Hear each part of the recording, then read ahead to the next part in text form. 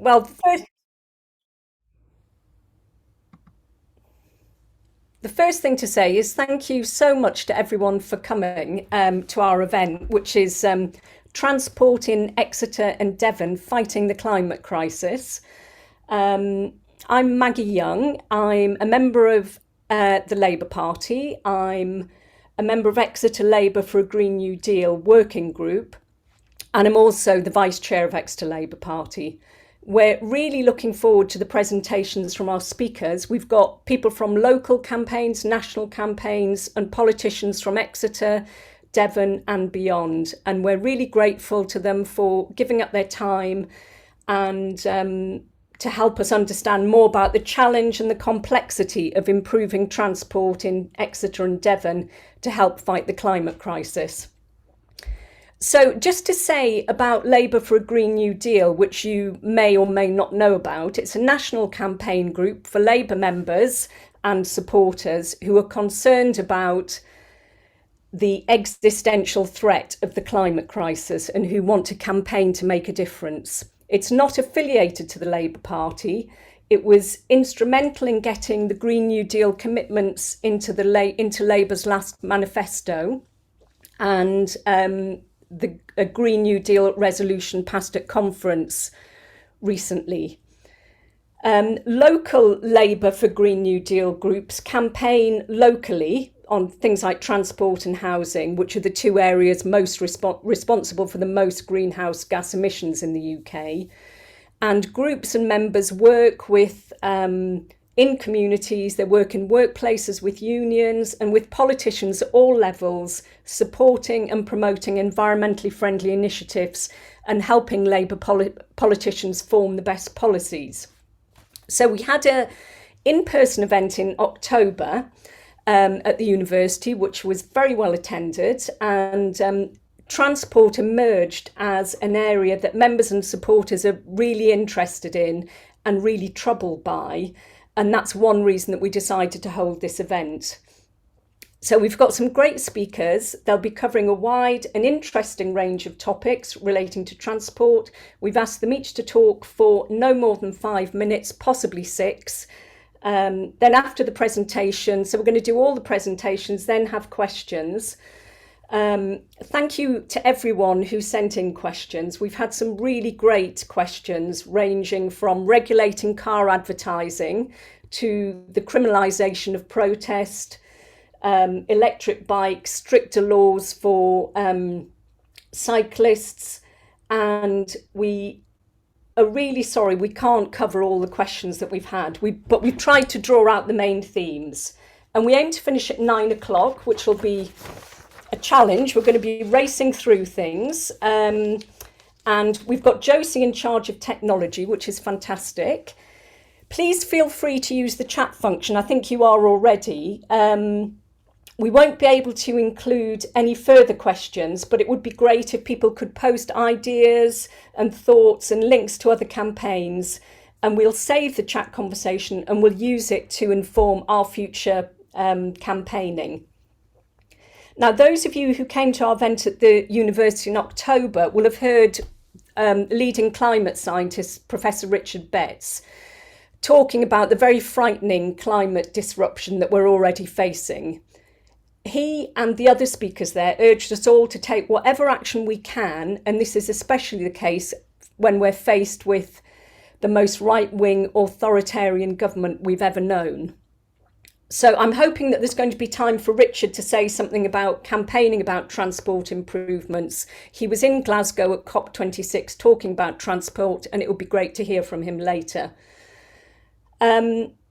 Exeter Labour for Green New Deal members, well, we hope that we can make a difference. We believe we can make a difference individually and together, though sometimes it is hard to remain hopeful at the moment. But we're hoping that this evening will inspire us all. So moving on, we're on time. Our first speaker is Anna Semlyen, who's campaign manager for a national campaign, 20's Plenty for Us, which is a cause close to the hearts of Exeter Labour for Green New Deal members. And Anna's going to tell us about the campaign and why it matters. Thank you, Anna. Thanks for having me. And we're going to share a screen so that Yeah, so this is about adopting 2020 in Devon, and what we're asking for is to replace most of the 30-mile-an-hour limits with 20 miles an hour with signs and public engagement. Next slide. Josie's doing the slides. Why? There's all these common objectives, like you want your activity levels to go up and walking and cycling generally increase 20%. Lower emissions, it reduces carbon dioxide emissions by 25% and NOx by 28%. It reduces casualties by 20%. It will halve the noise. So all these benefits. Next slide. The main problem with 30 miles an hour is the danger. It's 8.8 meter drop. It's like a third floor building fall. If you imagine yourself looking out a third floor window, that's how bad it is to be hit as a pedestrian or cyclist if you're hit at 30 miles an hour. 20 miles an hour, it would hurt, but it's not too bad. Next slide. If you put in 20 miles an hour, all the other travel infrastructure is less costly. You don't need as many cycle lanes protected. You don't need necessarily to have pavements, although they're a good idea in cities. But you can fairly share the road at speeds that are consistent with duty of care. Next slide. So we're saying that 30 miles an hour is well past its use by date. And it's already been rejected by 28 million people's authorities, only over a third of the UK population. The most recent to announce is Oxfordshire, and Cornwall looks as if it's going that way. It's not helping your residents' health, relationships or business. And it doesn't actually slow down overall journey times. It makes about a 10 to 20 second difference on a cross-town trip. So you don't really get those benefits of actually being able to go faster. You just go faster between junctions. Next slide. You'll get about a 4 to 5 miles per hour difference on faster roads, anything more than about 27 for signed schemes. And from this year, all new car models will have intelligent speed assistance to keep to the limit, which is in-car speed limiters. Compliance does increase over time, as it did with things like seatbelt wearing. And once you've got compliant drivers, they will set the pace for others. Compliance, by the way, is anything under 24. Next slide. And it's fair, it's popular. I mean, it's got the Labour socialist values of everybody gets the benefit, and particularly the vulnerable. About 70% of people say they want 20 miles an hour for residential streets, and it always gets more popular after it's been put in. So it's a vote-winning policy. Next slide. Just a few examples of other places they've done it. Calderdale wanted to make streets safe and pleasant. They got an 80% popularity. Casualties fell 30 to 40%. I mean, massive. Police enforced it. It cost 800,000. The benefits were very quickly 3 million in casualties avoided in the first 3 years. It's a bit of a no-brainer, really. Next slide. Cheshire West and Chester, again, the same kind of benefits. You got for your £800,000 a benefit of over 3 million. It was about reducing speeds, fewer traffic collisions, improving health, sustainable travel by children, walking and cycling. I mean, I don't really think you can get all the other green travel things in without 20 miles an hour as the basis for it. Next slide. Bath and North East Somerset, a bit closer to you. They wanted to tackle the climate and ecological emergency, as this meeting does, and improve health. In Bath, the casualties fell 23% on the roads that were limited and 27% on all roads. So what actually happened was a benefit not just on the places that had been speed reduced, but across the network. Again, the cost was very manageable at £800,000. Next slide. So what would it cost in Devon? We think it would cost £3.1 million, £5 per head. We think it would reduce casualties, reduce 143 casualties. These are 2019 figures of the 894 happening on your 30 mile an hour roads in Devon. It would be expected to save 8.3 million a year and pay back within 4.5 months. So very cost effective, and I don't understand why Stuart Hughes isn't going for it yet. Next slide. I mean, what I can tell you a bit more about Cornwall is that the Tory party there, Linda Taylor, Philip Desmond, they put it into their manifesto and they've agreed to go for it. And certainly the Police and Crime Commissioner, who I know that you share, Alison Hernandez, is backing it. Mm-hmm. And she's offering money towards the scheme.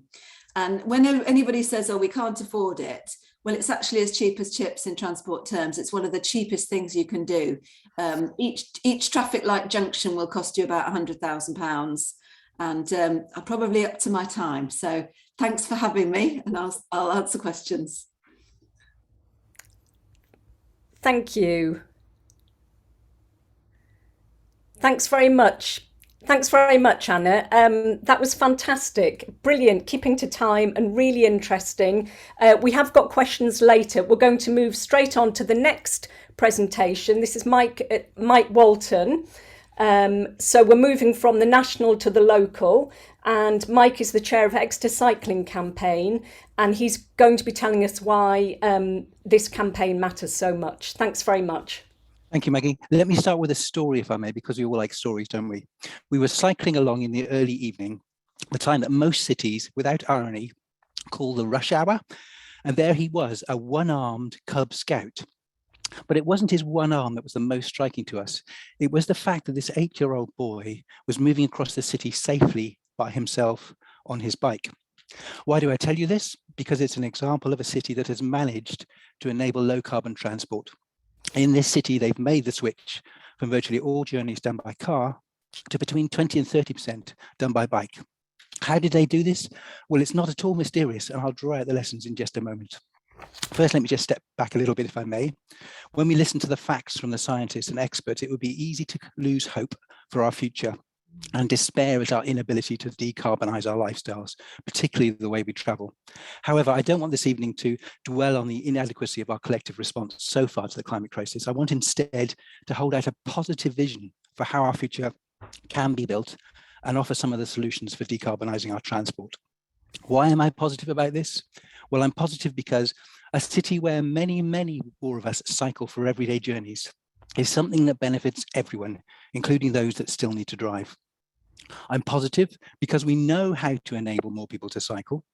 And I'm positive because enabling people to cycle and thereby decarbonizing our transport also tackles many of the other challenges we face: dirty air, inactive lifestyles, congestion, and fractured communities.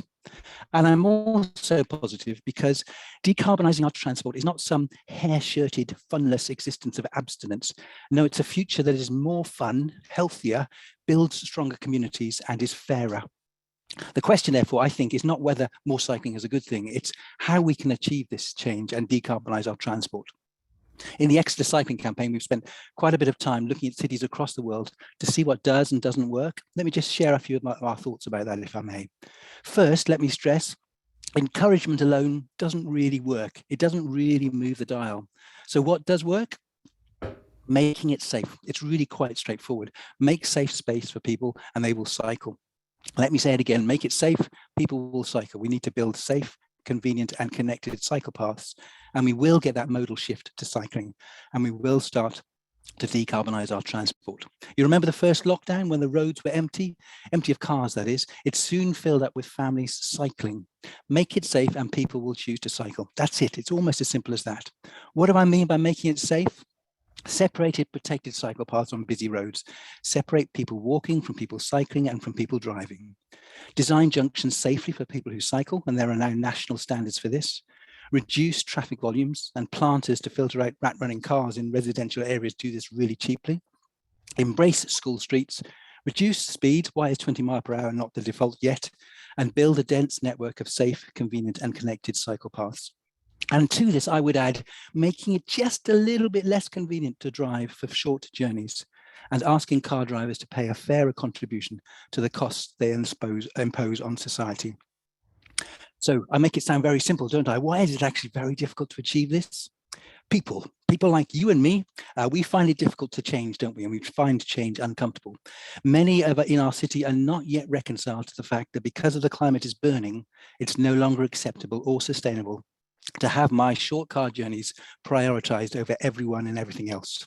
There's a huge task of persuasion with our fellow citizens. So I've got some take-home messages for you, if I may. Tell your councillors that this is important to you, and that as a voter. Thank them and encourage them. I recognise it's really hard being a councillor, so thank them. And this is probably the most important thing you can do. So that may be your one take-home message this evening. Also, ask your MP, if your MP is the MP for Exeter, ask him to use his position on the Transport Select Committee to press for national measures, because this is a national, not just a local thing, to enable cycling and pivot government funding to active travel. Talk to your family and neighbours. Emphasise that the crisis is real, that we need to do something about it, and that we can do something about it. And it involves changing the way we travel in our city. Join the Exeter cycling campaign. And if you're a councillor, particularly a local Labour councillor, remember that you've already been elected on a manifesto that commits you to enable safe cycling. Lead and don't just play the role of facilitator for consultations. Make the case and state your position, just like Councillor Barnes is doing at the moment with Heaventry, and some of our other councillors in Exeter have done over the last year. Let's keep the momentum going. We've had good progress in 2021, and we need to make that same sort of progress for every year. To conclude then, if I may, let's be positive. We can decarbonise transport, and it can be done. Let's be bold, because the prize is great. We too can have a low carbon city when one armed child cycling alone to Cub Scouts is just a normal thing. Thank you. Thank you, Mike. Thank you so much. That was fantastic. Great to have a really positive message there. And you've shown what a difference campaigning can make. And it is a fantastic campaign, the cycling campaign. I do urge people to join. And I meant to say to Anna, and the same applies to you, Mike, if you have any links you want to put in the chat about your campaign, please do so. Now, our next speaker is a councillor, a Labour councillor, Rachel Sutton, who is the lead councillor on Net Zero Carbon Exeter 2030 for Exeter City Council. So Rachel's a Labour councillor in a Labour-controlled authority, and some of you may know that the City Council isn't the transport authority for Exeter. Devon County Council is the transport authority. So that means there are some limits on how much difference city councillors can make in the area of transport. Rachel's going to talk to us about some of the challenges faced by councils under the current government and some of the work that she and the City Council are doing against this background. Thank you, Rachel. Thank you, and thank you for setting the context around two-tier authorities, which is probably very widely known in this group, but isn't necessarily as widely known through the general population. So, transport in Exeter and Devon. One of the real problems with fighting the climate crisis is capitalism, and I make no apologies for that in the context of this meeting. Local authorities like Oxford and Exeter and numerous others, not all of them Labour controlled, are committed to declaring climate emergencies and putting in place policies to tackle the many challenges. And I'm going to talk a little bit about what we've done, and many of you will be familiar with them. But as Maggie has said, quite a lot of the levers of power don't sit in our hands. And capitalism and a Tory government that's been in power for a long time means that we have privatised bus companies. Bus companies like Stagecoach are set up to make profits and to deliver dividends to shareholders who frankly don't give a stuff that the E1 service that residents in Exwick rely on to get into the city and to get their children to school. Or indeed the residents of the villages across Devon where the bus service may be 3 times a week and therefore completely useless to anyone who works in the city or indeed any other towns as a commuting method.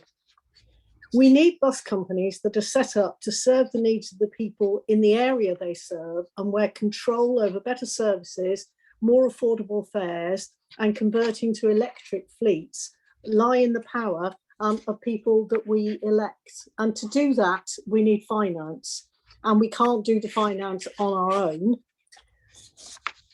Devon County Council have talked about, to give them their due, and not made decisions on possibilities of congestion charges for Exeter, or indeed a workplace parking levy on larger companies.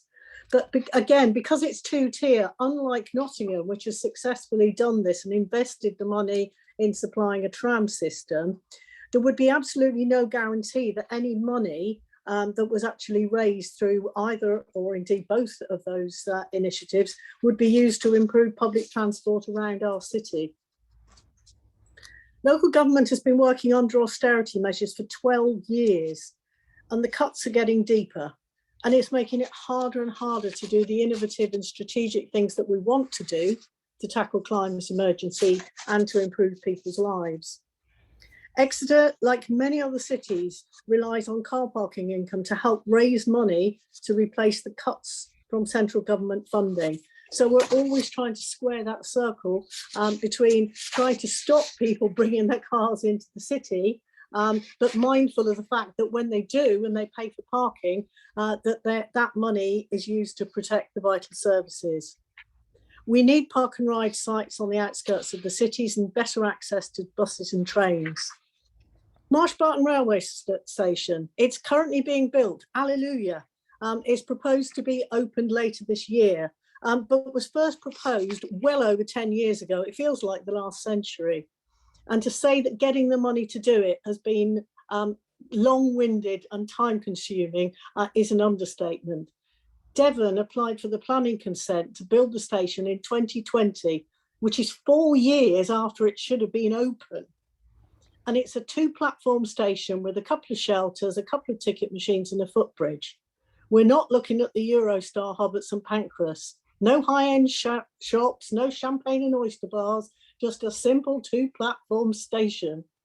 Anyway, at least they are building it, so I suppose there is a positive there. So what's Exeter doing? We're gradually replacing our fleet of small vans and cars with electric vehicles. We have charging points for them at the Civic Centre, Oakwood House, Belle Isle Depot, and in a number of our public car parks. We have solar PV arrays on most of our buildings, which include the Civic Centre, the Livestock Market, and on canopies above the Mary Arches and the John Lewis car parks. Work is underway on a solar farm down at Water Lane, which is funded by European money, remember that? And this will generate the power to run the fleet of fully electric refuse vehicles that Exeter is going to have. We're currently on a waiting list for a couple of them, but as you can imagine, the waiting list for new vehicles is quite long, but we are going to do it. We're working with our colleagues on Devon County Council to progress better walking and cycling routes to schools and local centres and supporting their consultations on changes to street access to discourage rat running and make it safer and easier to be a cyclist and a pedestrian, exactly as Mike was talking about. But change is always hard. And while most people are supportive about the generality of declaring a climate emergency, when it comes down to a road closure near you that will have a direct impact on how you travel, a lot of people tend to start with how is this going to affect me? And sadly, often their next response from that is, well, I don't want it, rather than how can we have a workaround? So we have twin challenges. We have to and will keep on supporting and introducing measures to tackle pollution, and we will encourage cycling and walking at a strategic level.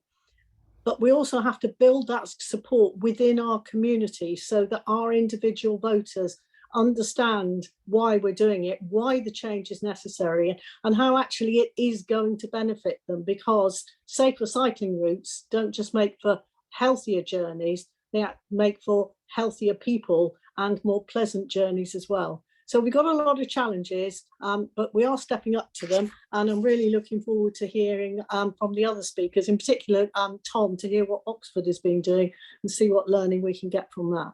Thank you. Thank you, Rachel. That was fun. That was fantastic, really interesting, and really good to have a broad political context as well. And again, there'll be questions later. Our next speaker is another Labour councillor. It's Councillor Steve Race from the London Borough of Hackney, which is also a Labour-controlled authority. He's a member of the Skills, Economy and Growth Scrutiny Committee there. And he's going to talk to us about his experience of working to introduce low traffic neighbourhoods in Hackney and why they matter. So there is an overlap with some of the things that everyone said so far about behaviour change. And we've invited him because there are some positive stories in Hackney. And while the context in London is very different, we thought that there'd be some inspiring messages for us here in Exeter and Devon. So thank you, Steve. Great, thanks very much. Thanks, everyone. I'll just wait for the Slides gone. Thanks very much. I'm really delighted to be here, and it's a great panel, so well done for bringing it together. So as Maggie said, I'm just here to talk about Hackney's experience of implementing LTNs, and also just to echo her point, you know, I really believe that every local authority has to find solutions that work for them and their communities. So, you know, some of what I talk about will be useful for Exeter and Devon and others here, but some of it might not be. So, you know, pick and choose what you think is useful and to take away. If we can go on to the next slide, that'd be great. So the political context for us for livable streets, low traffic neighbourhoods. In our 2018 manifesto, we committed to 30 pledges on local environmental sustainability. One of the key pledges we made was on continuing to reallocate road space from private motor vehicles. And in June 2019, we passed a motion at full council that declared a climate emergency and committing us to 45% reduction against 2010 levels by 2030 and net zero by 2040. And I think this is really important because no one can say we didn't commit to this and the livable streets in our manifestos. We went to the electorates with this in our manifestos, and as a result, we have an electoral mandate from residents to carry out that these policies. You know, we have 52 of 57 councillors in Hackney are Labour at the moment, as of 2018. If we can move on to the next slide, just wanted to talk about why we decided to act. So 70% of our residents in Hackney don't own a car, don't have access to a private vehicle. 40% of our car journeys don't begin or end in Hackney, so we have a huge amount of through traffic. 30% of our residents cycle at least once per month. And despite all of that, we have the 6th highest mortality from air pollution. We have the highest pedestrian and cyclist injury rate in London.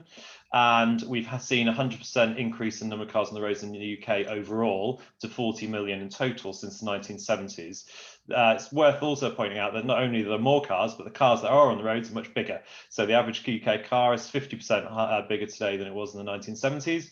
And specifically for Hackney, we are seeing 40 million more miles driven on Hackney roads between 2013 and 2019. So for us, motor traffic through our communities is an issue of social justice. It's not about transport, it's about social justice, and therefore it's an issue for local politicians and administrations to act on. If we can go on to the next slide. Our response linked to COVID and rebuilding a greener Hackney coming out of COVID was our emergency transport plan in 2020 in September. 39 new school streets proposed, 3 main new low traffic neighbourhoods and 9 other interventions. 3 cycle routes, more bids for new cycle training and bids for expanded cycle parking as well. And if we just move on, I'll talk about low traffic neighbourhoods specifically. So we now have we're building a network of low traffic neighbourhoods across the entire kind of borough. So 17% of residents now live in a new LTN, and that will be going up with new LTNs that are going in soon. We aim for a comprehensive network of them throughout Hackney.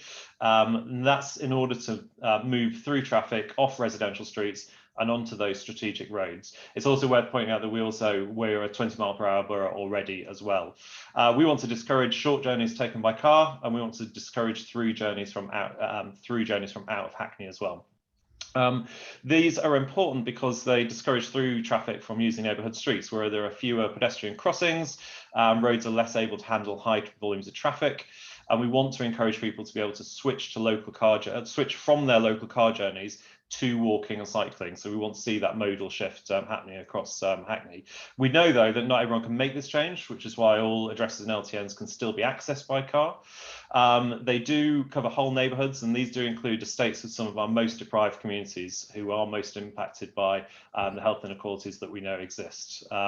They consist of a mix of bus gates, modal filters, new cycle routes, and it's also worth pointing out that in reality, people try to paint low traffic neighbourhoods as new and a new innovation in Hackney. In fact, our first was introduced in 1974. So we had our first low traffic neighbourhood in Devon town in 1974. So there's also a reason, of course, that we build neighbourhoods with lots of cul-de-sacs. They're the original mini LTNs in many ways. If we can move on to the next one. Just in terms of school streets, we've got the largest programme of school streets in the country, 48 now in operation.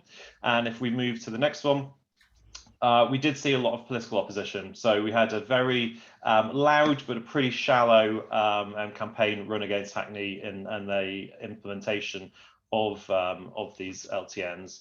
If we move to the next slide, we have seen, though, some really encouraging results from the LTNs. So traffic inside London Fields is down by 44%, and on the boundary roads it's also down by 21%. So some residents were really concerned that you would just see a lot more traffic on the boundary roads. In reality, what we're seeing is a reduction in overall traffic in Hackney, which is really what we want to see. If we just go to the next slide, because I realise, sorry, I'm just running out of time a little bit. We also saw the public response rather than the campaign response was really positive.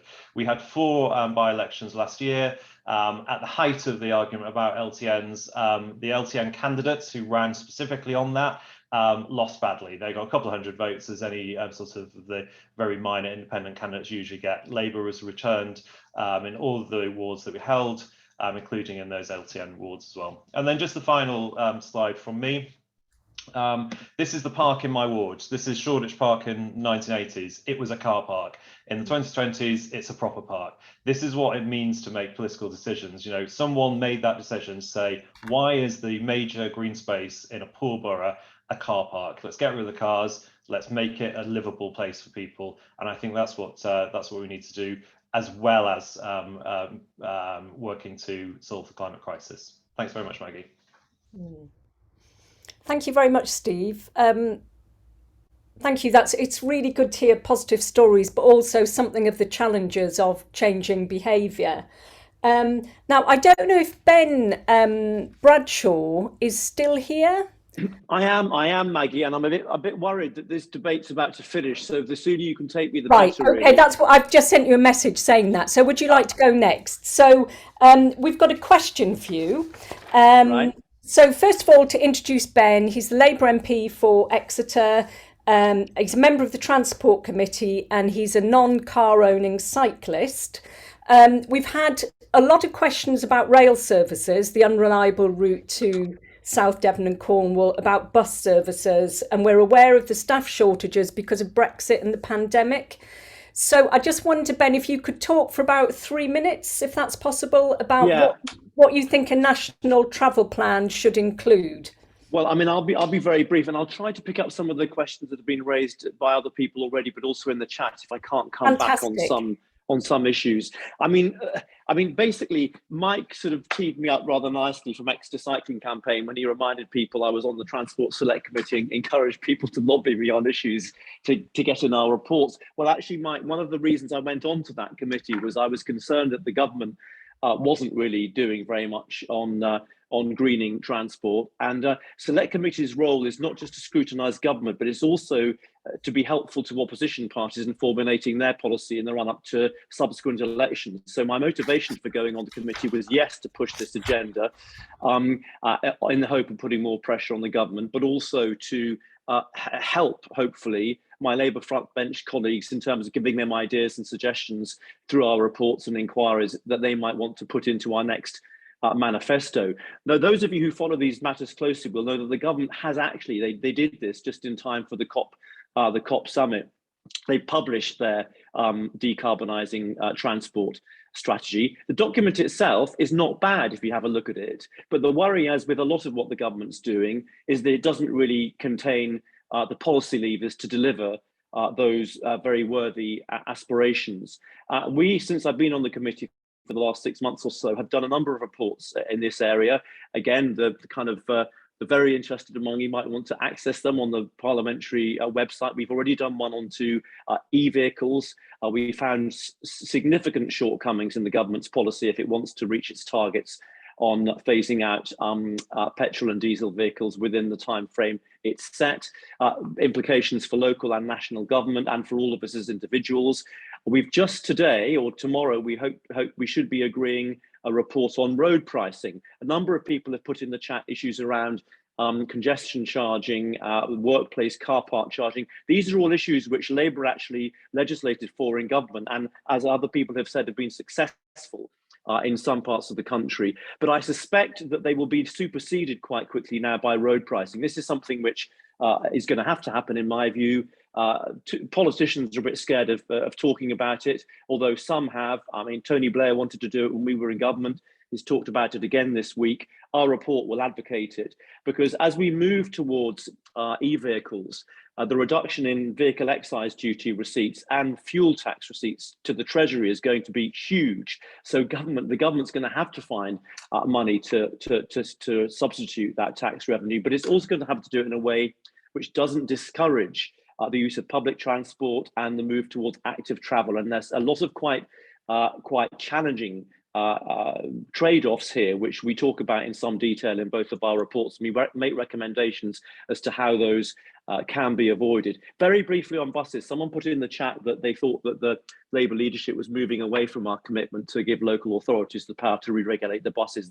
I've seen absolutely no evidence to that. There's very strong recognition on the Labour front bench that for most people, public transport does mean buses. Trains are, gross generalisation here, but trains are by and large a much more middle class form of transport. But many more people use buses and rely on buses for their connectivity. The buses are too expensive, they're too unreliable, and Labour remains committed, as far as I'm aware, to the policy of re-regulation, because the privatised model, which was introduced by the Tories, has been such a dismal failure. And we've just heard in the last week that their supposed bus strategy and renaissance in bus services is going to amount to very little at all. We've had someone else mention co-cars. I think others have responded to that. I mean, both local authorities locally give a lot of support for co-cars, and actually, I've managed to highlight the role of transport sharing and have named co-cars in a couple of our select committee reports, and I've applied for a debate on car and other transport sharing, because I think these offer huge potential. I mean, when we get to the position of everyone having e-vehicles and petrol and diesel vehicles having been phased out, we still face the problem that there are far too many vehicles, private vehicles, taking up far too much space on our streets, in our car parks, and on our roads. And one of the ways of mitigating that is for people not to own their own vehicle, but to share vehicles, as I do, and I'm sure many people on this Zoom session do in Exeter, with the excellent service provided by co-cars. I mean, obviously Labour will be formulating its national policy between now and the next general election. We've made very clear that our priorities are sustainability, affordability, accessibility, and integration, and reaching our decarbonisation targets will be absolutely key to our transport policies. Rachel Reeves has announced a £28 billion investment in the green economy, including in transport, which is 4 times more than the current government has allocated. But I will do what I can with your help over the next 2 years, however long it is to the next election, for trying to ensure that what we put in our manifesto is really good, learning from some of the examples we've heard today, and hopefully making life easier for local government. Because one of the problems, and I'll finish on this, that others have already mentioned, is that this government for the last few years has tended to ask local governments to do things and encourage them to do things, but without giving them either the resources or the legal powers to do so. And I hope that's something that the next Labour government will grasp, and hopefully help lead us to the green transport revolution that we all want and need to see. Thank you. Thank you, Ben. That was really, really interesting. And thanks for fitting us in before your vote, which I think is on dentistry or something. Okay, so next we have another Labour councillor from another city and another Labour-controlled authority. Tom Hayes is the Deputy Leader and Cabinet Member for Green Transport and Zero Carbon Oxford. And again, there's some similarities with Exeter and some differences. And Tom's going to talk to us about his experience of working to introduce a zero emission zone in Oxford. I'm not quite sure how this differs from an ultra low emission zone, but maybe Tom will tell us that. Thank you very much, Tom. Brilliant. Well, thank you for the invitation. I'm from Oxford, so very different place to where you are, but I think we've got some learnings that we can share and hopefully will be useful to you. But I want to start just by saying that Labour in power in local government is providing a shop window into what Labour can do with power. But we all know that we're only going to be able to make all the changes we need to if Labour are in government. And I think today of all days has really shown that. You've got Boris Johnson having a birthday party during lockdown that he's forgotten. You've got a government minister resigning because he cannot defend Rishi Sunak losing £4 billion to criminals. And every day that goes by where we have these stories is a day we not talk about the climate crisis, about air pollution, about the social and economic disadvantages that arise from these things. It's right for Labour to hammer the government repeatedly to win the next election. But my God, from minute one, from day one, we have to get to work in power to make a difference. And it was great to hear Ben talking there because it's clear that he's committed to doing that. And in Oxford, we've done all that we can under 11 years of austerity, under the government promising to meet our costs of meeting the pandemic and then bailing away from that, so that we're having to try to balance our budget now in the toughest financial times we've ever known. And some of the things that we've tried to do is to marry together an approach which takes democracy and science as our core principles. So when councils around the country have declared climate emergencies, understandably, under pressure from their populations, they have wanted to set a date by which they would achieve net zero or zero carbons. But for us in Oxford, we haven't done that. We have deliberately worked with our chief scientist, Professor Nick Eyre, a globally renowned UN climate scientist. We created the role for him and then filled it with him. And he's helped us to try to find out what our carbon budgets ought to be. And then working alongside the carbon budget, we've mapped out what we need to achieve within every 5-yearly carbon budget leading up to 2040, which is the date by which we believe, with ambition, but also realism, we as a city could achieve net zero emissions. And that involves some really dramatic changes, huge changes. And to make those changes, we need to restore trust. People need to feel like when local politicians and national politicians speak, and we say what we're going to do, we say why we're going to do it, and what that involves from the public, that they can trust that we're taking them on a journey which is going to be fair to them. And I think the whole debate around LTNs, as Steve was just talking about, where the opposition exists, some of it pivots around fairness. It's about, am I able to exercise my freedom to move anywhere, anytime, but to put in place certain values such as sustainability, accessibility, affordability, justice to all. And I think that's the Labour case that we need to make in local government.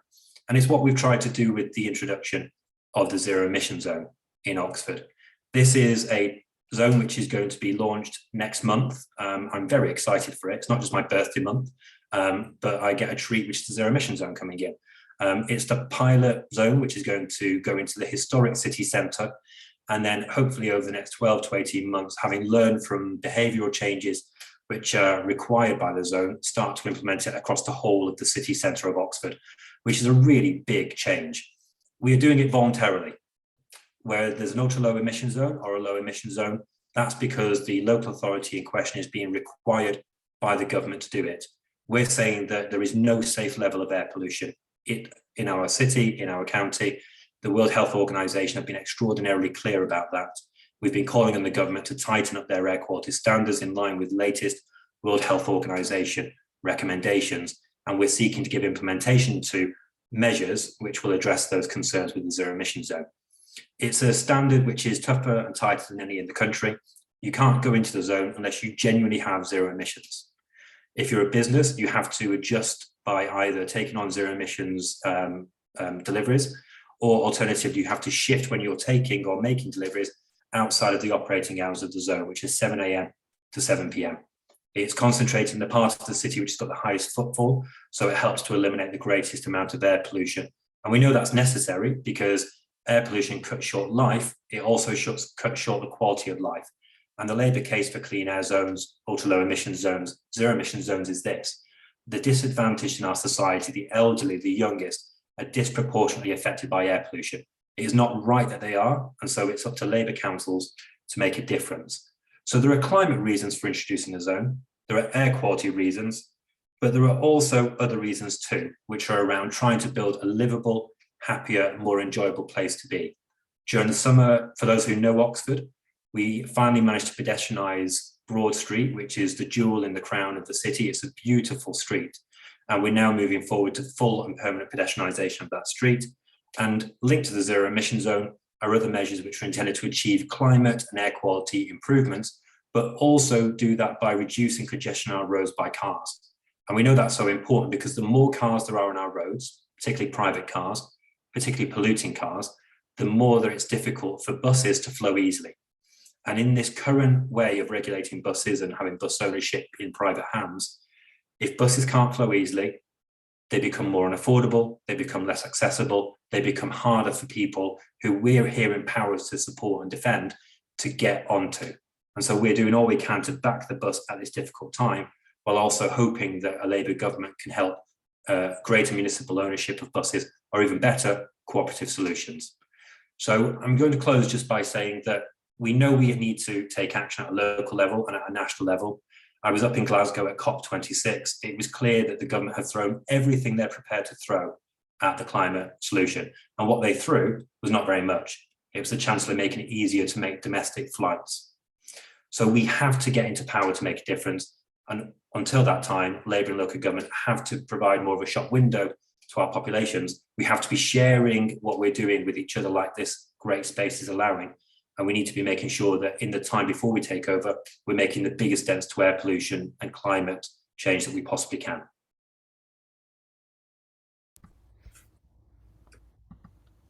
Thank you very much, Tom. That was really, really interesting and great to hear about the work that you're doing in Oxford. Now, we're now going to move swiftly on to the topic of public transport, or the lack of it, which is, major problem, which keeps coming up in every speaker talks about it. Devon's got 8,000 miles of road. It's got the largest road network in the country. And, we just have to address the poor public transport. Labour for a Green New Deal have been able to campaign in areas where there's mayors, like Manchester. They've been able to campaign to help introduce, take buses back into public control, but that's not possible in most areas. The person that we've got next is Chris Hinchliff. And he's the Rural Transport and Policy Officer at CPRE, the Countryside charity. And we asked him because we wanted to focus on rural buses because, as I say, Devon's got 8,000 miles of road. And he's involved in a campaign called Every Village, Every Hour. And he's going to talk to us about that. So thank you very much. Hello. Hi, everyone. Oh, yeah, I am unmuted. Fantastic. All right. Well, thank you very much for that introduction. As you said, I am from CPRE, the Countryside charity. We campaign for thriving rural communities across the country, and we have a local group in every county across the country.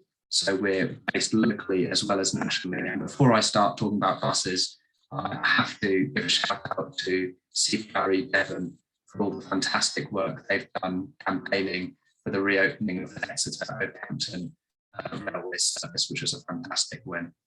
So I'm here to talk about the campaign that I lead on at a national level, which, as you said, is called Every Village, Every Hour, and it's our vision for a comprehensive bus network for rural England. So I can move on to the next slide. So briefly, why rural public transport matters. The most important thing, obviously, is about saving our climate. And we know that we need to cut traffic by 20 to 60% by 2030. And that's including, that's assuming we've got electric vehicles in place. We still need to see traffic levels come down because of all of the embedded carbon that exists in those electric vehicles. And half of the lowest income households across our country have no access to a car. So it's a hugely important issue in terms of inequality and having a fair society and having access to services. And in 2020, the CPRE published a report with the Campaign for Better Transport, which showed that more than half of small rural towns are transport deserts or are at serious risk of becoming one, which means that people living in these areas have virtually no viable alternative other than to drive a private car on a day-to-day basis because the public transport just isn't there for them. Next slide. So our report that I'm talking about tonight, Every Village, Every Hour, looked at the best practice that exists in other countries with prosperous economies and how they've been able to deliver comprehensive rural bus services. We looked at some regions in Switzerland, like the Zurich and Bern cantons, and the region of North Hesse in Germany. And that's actually where we got the slogan, Every Village, Every Hour. That is something that the Transport Authority in North Hesse in Germany are currently delivering. So this isn't just an idea, this is something that's happening elsewhere in the world. And what we saw in these areas is a universal basic right to public transport, publicly funded services and affordable fares, and a properly regulated and designed network. And that is what we need to see here in order to have a comprehensive rural bus service. Next slide, please.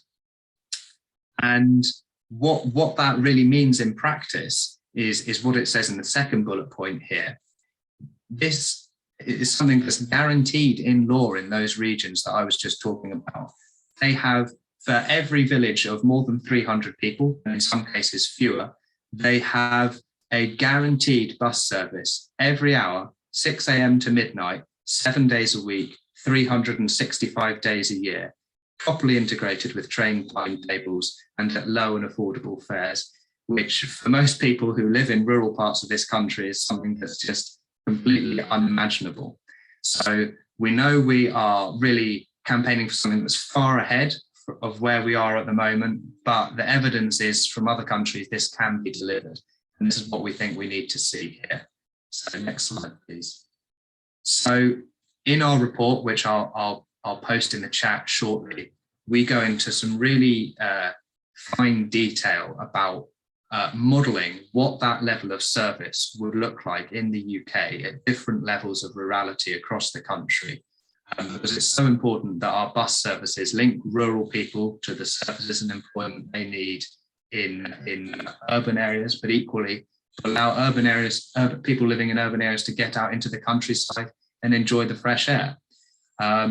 And we know that the first question we're always going to get asked by politicians when we're asking for a big investment in public services is, well, what does this cost? Is this a realistic ask? And with this really detailed modelling, you can look up the spreadsheets on our website if you like. We found that it would cost £2.7 billion a year to fund an Every Village, Every Hour bus network for the whole of England. And yes, that does sound like quite a lot of money when you say it on its own. But if you compare that to other spending on transport that this country is currently doing, you can see that this actually could be very easily funded.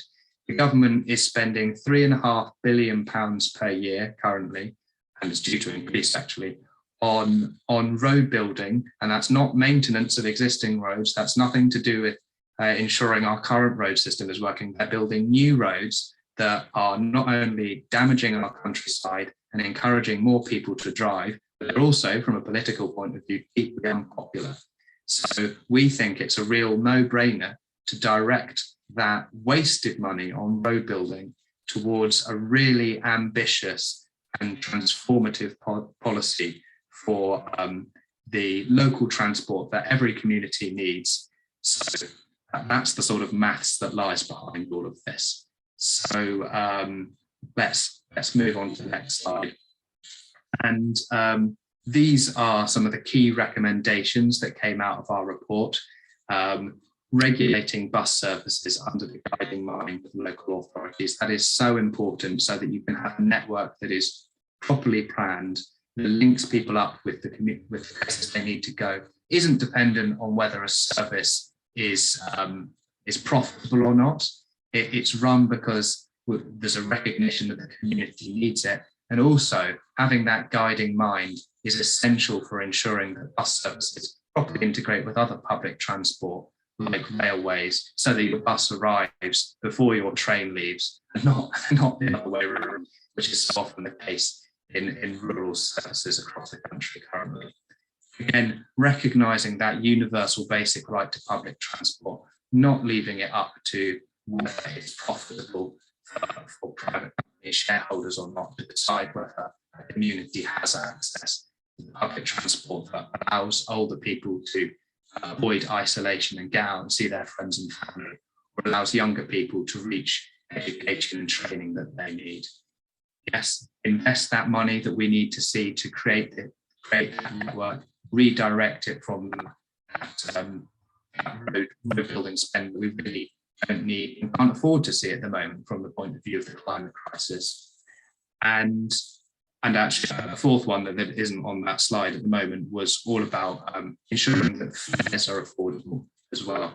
And one of the things we model in our report is how much it would cost to deliver in every village, every hour bus service with a £1 flat fare. And actually, even with a £1 flat fare for your ticket for getting on the bus services across the country, still comes in as less than the 3.5 billion we could get from that road spending. So that pretty much sums up our key recommendations. If we want to go on to the next slide. Over to you. Time for your questions. I'll just say before I finish up there, actually, that CPRE is continuing to campaign for this on an ongoing basis. We've got a petition with over 51,000 signatures for a reliable bus service for every community.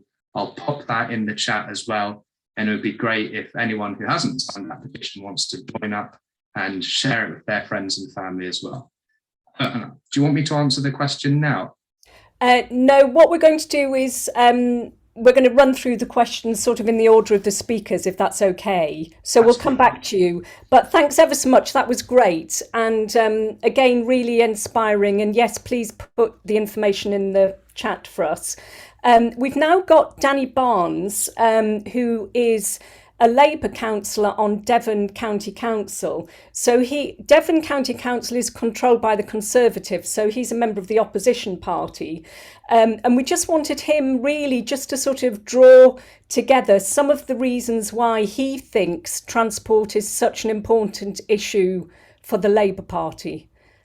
So Danny, if you could speak for about 3 minutes on that, that would be great. Thank you. Thank you. I'll try my best. Thank you very much for organising this. It's been fantastic to hear this evening from other Labour councillors and local authorities actually delivering on the active travel agenda. I think it's a really useful experience for us all to hear here in Exeter, and thank you to all the other speakers.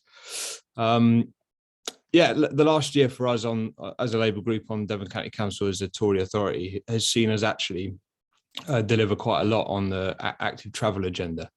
The measures that were introduced post-COVID, a lot of them now becoming permanent. I'm sure if you live in Exeter, you will have seen them or been disturbed by them. And the Labour groups and my focus has been on a transport agenda which enables active travel and alternatives to the motor vehicle.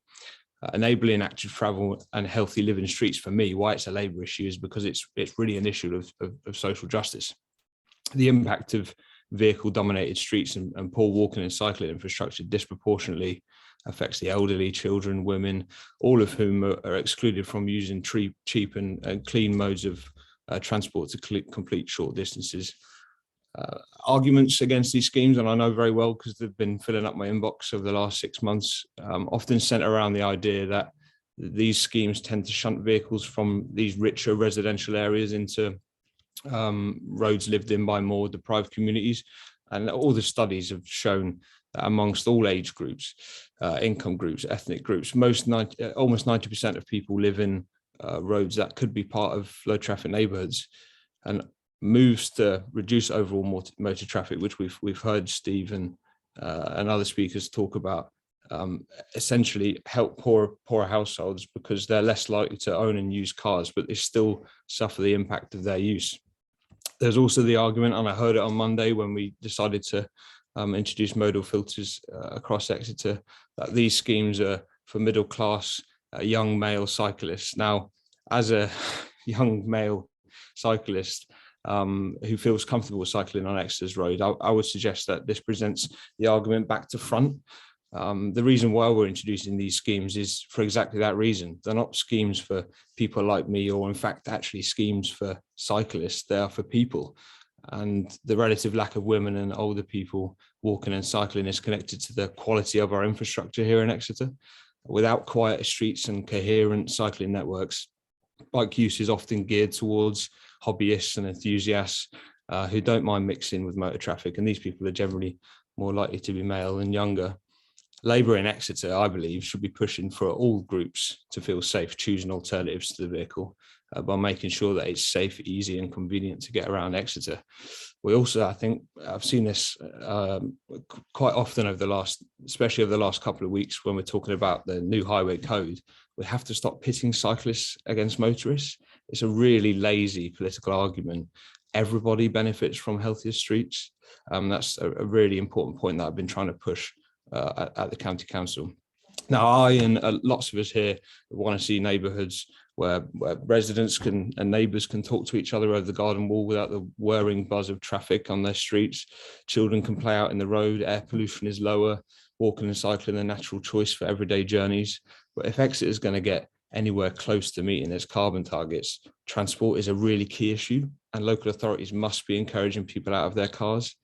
And the way we do that is by essentially building safe, segregated infrastructure and developing healthy streets. And I'm willing to work with anybody from any political party to deliver that in Exeter.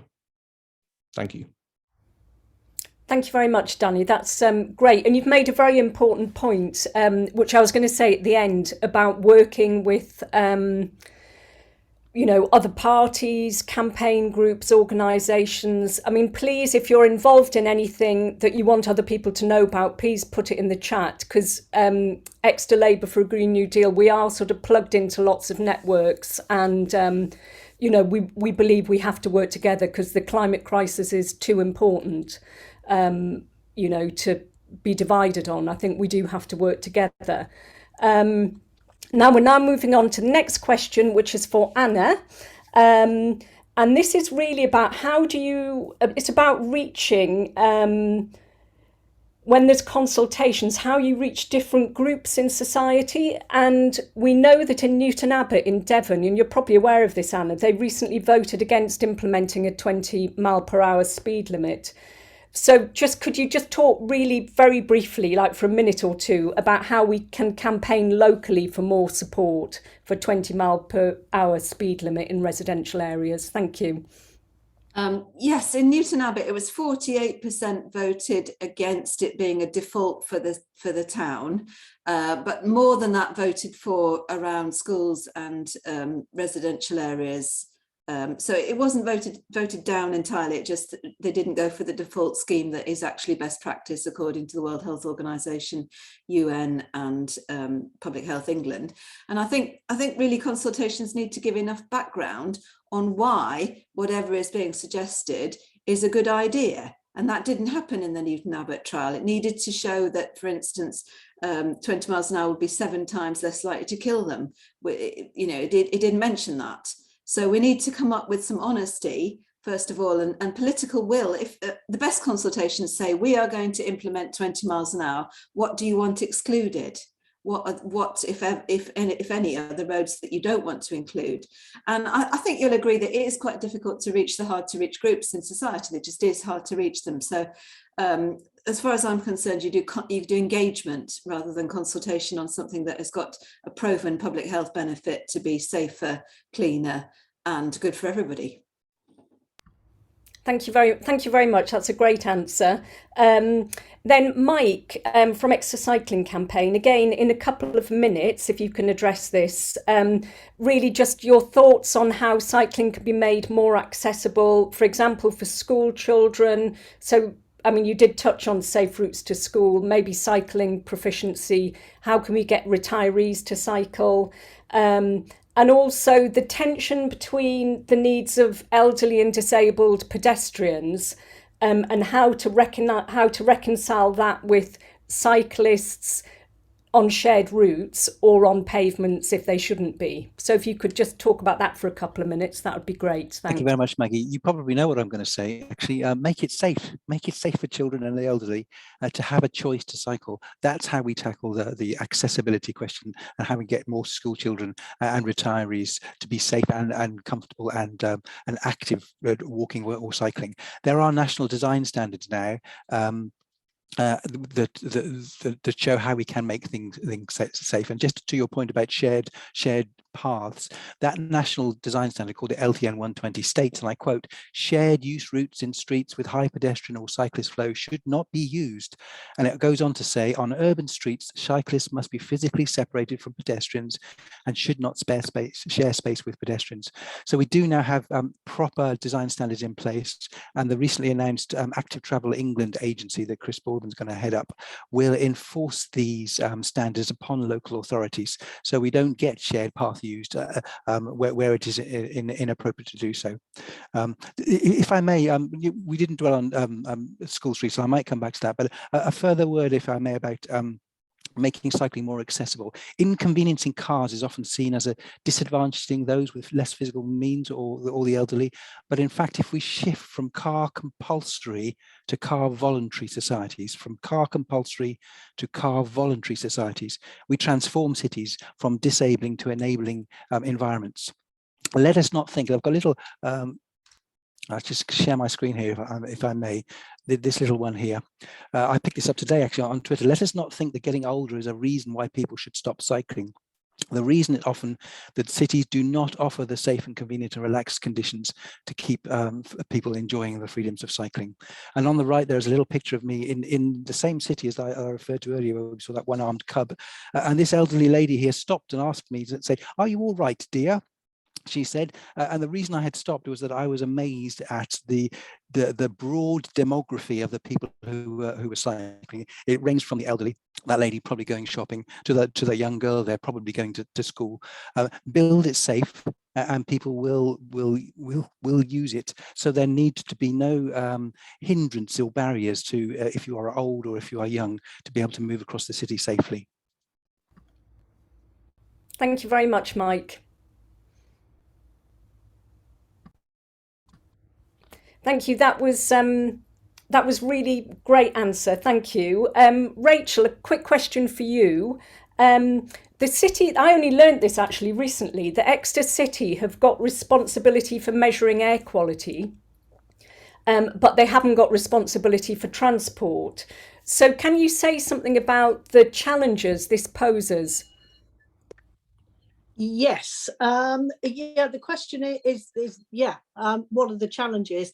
The challenges are that it makes it deeply frustrating, I think, because as you rightly say, as a local authority, we are required, quite correctly, to have measures of air quality across the city, and in particular on the main access routes into the city. So we have equipment set up and it takes the readings, and it's a key performance indicator that has to be reported to government. So we dutifully take these measurements, and then a report is compiled every year, which goes off to the government and to Devon County Council. And then, without wishing to be flippant, heaven only knows what happens to it then, because we just don't hear back.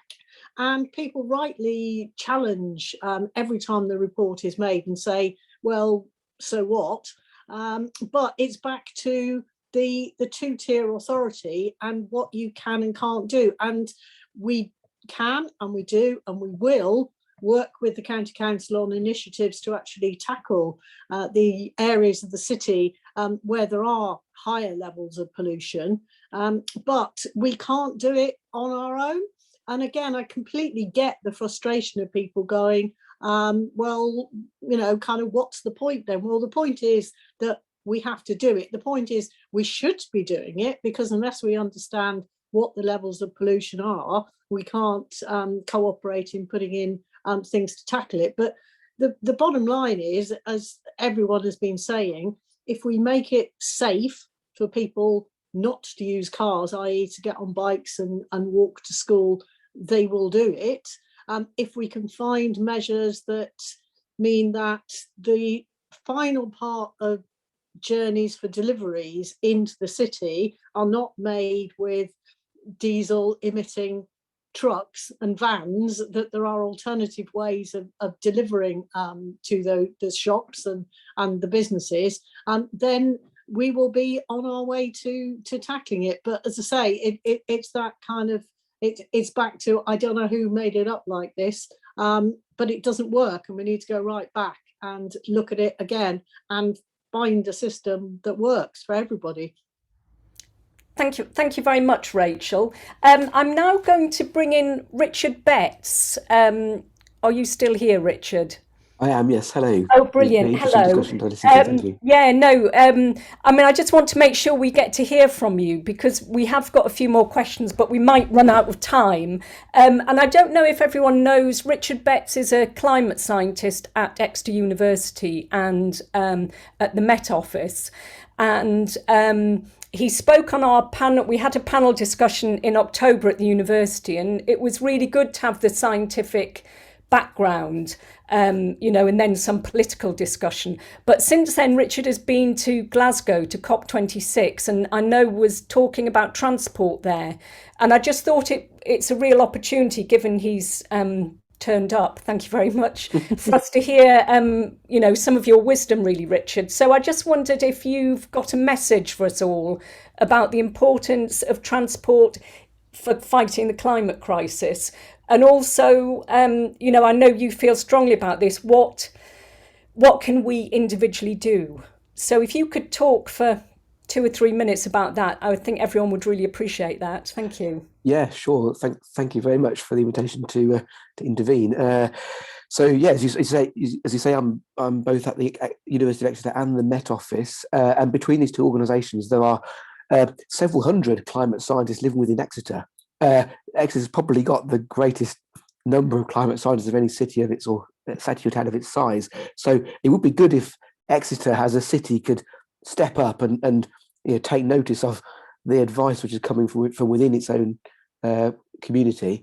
So as scientists, we do a lot of research on climate change, what it means, and what needs to happen to reduce emissions and so on. But I just wanted to say briefly that we're also citizens as well. Some of you may know that 60 of us as climate scientists at the university signed a petition in favour of the traffic filters that were introduced by the council during the first lockdown in 2020. So we're very well aware of our roles in the local community. But just to come back to the actual question of the sort of the science and what this means, and what we're doing at COP26 and so on, I think there's 4 kind of key points really. The first one is one of the things that we do, and the scientific community does internationally, is to monitor what's called the emissions gap, which is the widening gap between where we need to be in terms of reducing emissions to halt climate change and where emissions of greenhouse gases are currently heading. So they're not going in the right direction. They're not going down anywhere near fast enough. In fact, they're not even reducing it yet. They're kind of flatlining. But the other thing that these analyses of emissions gaps do is to actually look at the gap between what's pledged and promised and what the actual action is. Most countries in the world, including the UK was probably the first actually, have made pledges to reduce emissions to net zero by certain times in the future, around about 2050. But when you look at the analysis of what's actually happening, emissions aren't following these pledges. This is independently verified by a number of different bodies. So the issue of transport is one thing where it's very clear that the general aspiration to reduce emissions can be turned into concrete action of reducing emissions on the ground by things like reducing dependence on cars and all things that have been talked about so far this evening. So narrowing the emissions gap is one thing that we need to do and actually take action on that. It's worth bearing in mind that yes, reducing speed of traffic does help reduce emissions. When the national speed limit was introduced in, I think it was the early 70s, this was as a measure to save fuel rather than for safety, actually. So it's well known that slower traffic emits less carbon. You use less fuel, which therefore emits less carbon. But another thing that we do on the research side, we often get asked to look at the co-benefits of emissions reduction. So co-benefits are a bit of a buzzword. And what other good can come from reducing carbon emissions? And again, for transport, there's many co-benefits have all been said this evening already. So improved air quality, improvements for health and well-being if we are more active in cycling and walking and so on, less noise pollution, improved safety and so on. So all this that's been said this evening is underpinned by scientific analysis.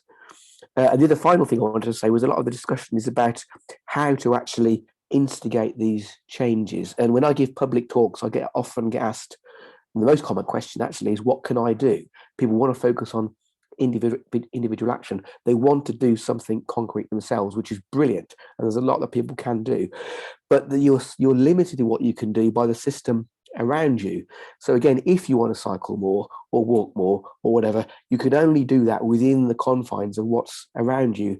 And has been said already, people can't cycle if they're scared of going on the road. Perfectly fair enough.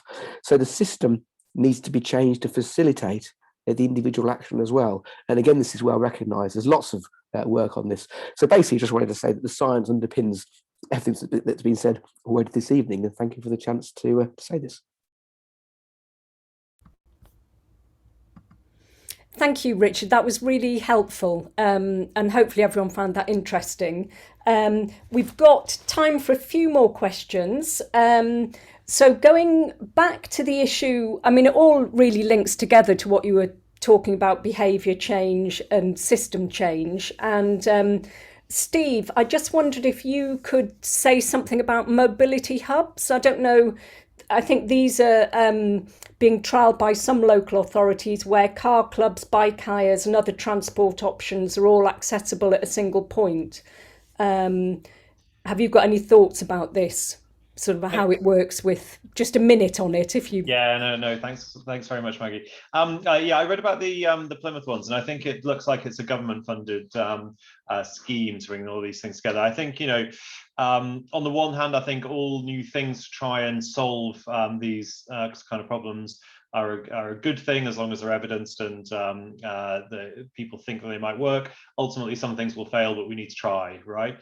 On the other hand, I feel like they look over-engineered to me, and sort of I do always feel like handing over ever more street space, even if it's just to electric vehicles rather than sort of petrol combustion engine vehicles, is still not ideal. So I know that they do include sort of quite a lot of electric charging, and I think, you know, what works best is what local individual communities need and want. And I think that those mobility hubs look good, but they probably need quite a lot of other stuff around them, like low traffic neighborhoods, and like lots of the issues that we've been talking about.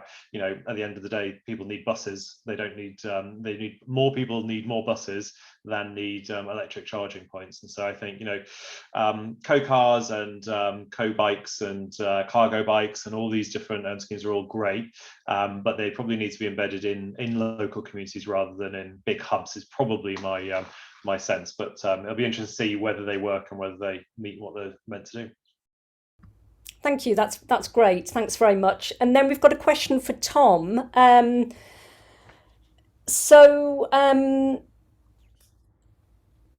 Devon, I didn't know this, but apparently Devon County Council did consider an ultra low emission zone in the past, but for Exeter, but it was ruled out because of the cost. And we just wondered if there's anything you can say about the challenges of introducing a ultra low or a zero emissions zone in Exeter, given what you've heard about the really not very good, well, very poor public transport in Devon in particular, you know, which is obviously very different to the infrastructure we've got in places like London and Manchester and Birmingham.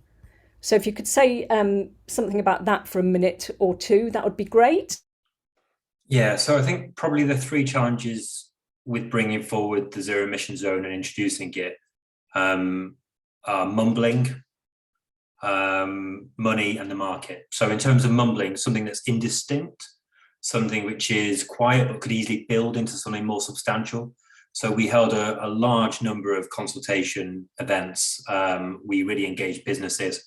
We tried to make sure that they were seeing our proposals through their own needs, but that the proposals reflected what they needed, while also being true to the ambition that we were trying to achieve, which is far lower air pollution, much improved health, reduced contributions to climate change, healthier, more livable streets. So I think we managed to head that off. The market, I think Steve makes a good point about each community needing to find its own solution, and that EVs are not the panacea to all of our transportation problems. But equally, for some businesses, electrifying transportation is going to be important for them. And so helping to shift the market on that by making the zero emission zone work alongside low emission zones and ultra low emission zones to move the market on the supply of electrified delivery trucks at affordable prices for businesses is really key. So, for instance, we've got DPD now in Oxford running all electric delivery fleets. Tesco are moving towards the same, and we're being told that that's because we set a marker in the sand, and they had to start moving, and that's helped to bring the cost down for other suppliers. And then I think money too. So the costs of setting up the zero emission zones ANPR system, of creating the back office to implement the enforcement and transact people's applications for discounts and exemptions, and to pay for access to the zero emission zone if they're not complying with the requirements, have all got a cost involved. And when you've got Tories in government, it's not a lot of money coming towards local government. And I guess the last point I'd make is to echo what was said about working with opposition parties. The first part of working, the first stage of developing a zero emission zone involved working with Conservatives, and that wasn't pleasant. But then we've now got a Liberal Democrat-led administration at the county council, which involves Labour colleagues, but they're a minority partner. And I have to say, working with Liberal Democrats is not much more enjoyable. So you have to work with them, but you also need to be able to draw a line in the sand about what you stand for. And you also need to be able to campaign for the Labour case for a zero emission zone and other changes too. Thank you. That's great. Thanks very much. And then I don't know if you all know, one of the reasons that we decided to have this event now was because we had heard that there was a consultation by Devon County Council about buses, and we thought it'd be really good if we had this event and then we could try and get people to respond to the consultation. Sadly, we haven't been able to find anything out about when this consultation is going to either open or close. So if anyone knows any more about that, could you put that in the chat? But we still want to make sure that as a group and as individuals, and you can all be on our mailing list, whatever, that we do reply. Because I think consultations, I think it does make a difference. I mean, if you look at what happened about the police bill recently, apparently the House of Lords had never had so many people write to them or ring them up. Really a campaign really led by Extinction Rebellion, and that did make a difference to the outcome. So I think we have got to think that we can make a difference. So really, I just want to ask Chris about that. I hope is Chris. Oh yeah, you are still here. And really, just what could you just give us some advice about how we should respond when this consultation comes out? What are the sort of points we should be making? Thank you very much. Thank you. Yeah, a great question. I've spent quite a lot of time recently responding to consultations, or helping people respond to consultations, because there was the government's national bus strategy, which Ben referred to, and that's been rolled out, and local authorities have been consulting their local residents on what they should put in their bus services improvement plan. And we've really been encouraging people to say that we need, along the lines of basically what I said before, the importance of reliable bus service for every community. And if I was to pick out something in particular, I would say, don't let your local authority get away with the idea that demand responsive transport is the only thing that can be done in a rural area. Because whilst demand responsive transport has a role to play, and it does exist in those case studies from abroad that I mentioned before, the fact of the matter is that there is no evidence to suggest that using demand responsive transport alternatives to a regular bus service would increase public transport passenger numbers, which is ultimately what is so important about getting people out of their cars into public transport right across the country, reducing our carbon emissions. And to sort of expand on that a little bit, obviously, when we make our case to politicians and civil servants, what's often thrown back in our face is, but you'll just get buses going around the country with no one on them. The rural bus services that do exist are very poorly used. But of course, it's a complete chicken and egg situation, because the bus services that do exist in rural communities, they run twice a day. They stop at 2 in the afternoon or 7 if you're lucky. They don't run on weekends properly. They're unreliable, they're expensive. And again, if you look at the examples that we take in our report, where there is those guaranteed hourly services and they're reliable throughout the day, throughout the week, throughout the year at an affordable fare, those areas have 6 times higher public transport journeys per capita than England outside of London. And that's something they're confidently trying to build upon. So, it can be much, much better than where we are at the moment. And the key thing is to have those services that people are confident in building their lives around, that are affordable for them, that integrate well with other modes of transport, and that build that confidence for people to switch away from car use. Thank you very much, Chris. Can I just check? I mean, presumably you think it is really important that we as individuals and as different groups respond to a consultation, and could we ask you for advice? Absolutely. You can ask for advice, or very happy to take any questions. You can find all our contact details on the CPRE website. And yes, I think it is very important to respond to these consultations, because you've got to show an appetite for something that politicians may instinctively be concerned about putting forward, because it does seem like something bold and ambitious, and they won't go there unless the public is saying, yep, that's something we want. Can I just add very quickly, I forgot to mention at the end of my presentation, a little bit of good news. If you want an example of somewhere that is showing leadership, the Welsh Labour government is really showing leadership on this issue. They have paused their road building programme, and they did fairly recently publish a cabinet paper suggesting that they were going to look into moving towards exactly that every village, every hour bus service. And so, when you've got the political will, even here in this country, we can see it happen. Thank you very much. That's really good to end on that positive note. I mean, we've come to the end of the evening. I said we'd finish at 9, which is basically the length of a film, which is, I think, as long as any of us can concentrate for.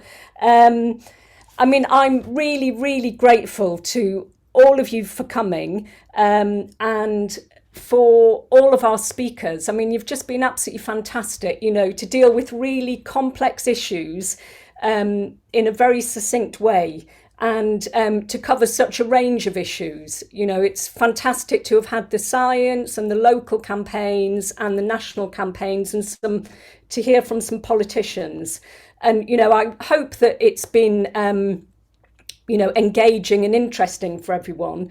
And I hope that what we've shown is that transport is an absolutely vital issue in fighting the climate crisis, and that there is lots that we need to do. And that we have to, as individuals, as activists and campaigners, and whichever groups we're in, we have to do what we can to make a difference. And things like consultations really do make a difference. I think the cycling campaign really show that. 20's Plenty shows that.